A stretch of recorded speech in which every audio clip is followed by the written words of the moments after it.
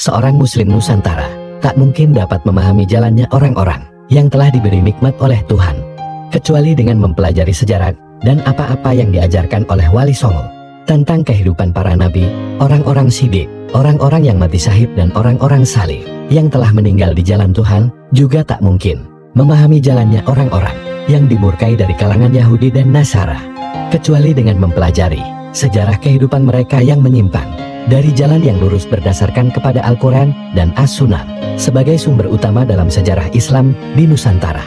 Demikianlah gambaran akan pentingnya sejarah Islam Nusantara yang benar. Karenanya, tidak mengherankan jika para musuh Tuhan ingin sekali mengaburkan kilauan putih sejarah Islam Nusantara ini, agar nampak kabur atau bahkan menjadi gelap gulita dan kelam di mata Muslim Nusantara.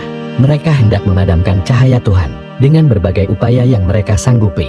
Sesungguhnya bagi seorang Muslim Nusantara, mempelajari fakta sejarah yang hak adalah kewajiban agar mereka dapat mempelajari dan mengambil berbagai pelajaran.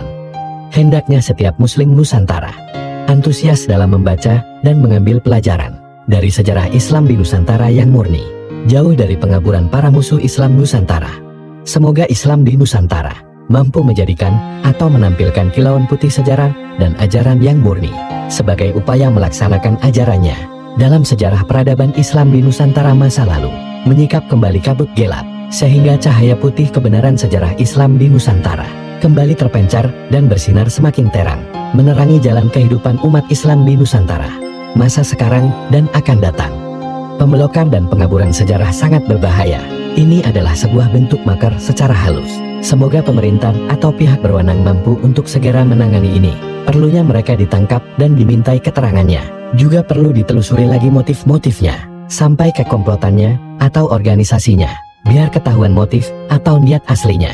Pengaburan sejarah lagi dan lagi, jika didiamkan dan diamini, percayalah, kelak akan banyak dari keturunan asli bangsa ini akan percaya dan mengabaikan perjuangan sesungguhnya dari pahlawan pribumi Nusantara, dan menganggap hanya klan Balui Yamanlan yang paling berjasa. Pembodohan terhadap umat suatu bangsa untuk pengaburan sejarah bangsanya dengan kebohongan-kebohongan yang dibungkus agama. Ini salah satu bentuk makar secara halus yang tujuannya sudah jelas untuk memperbudak warga asli pribumi Nusantara.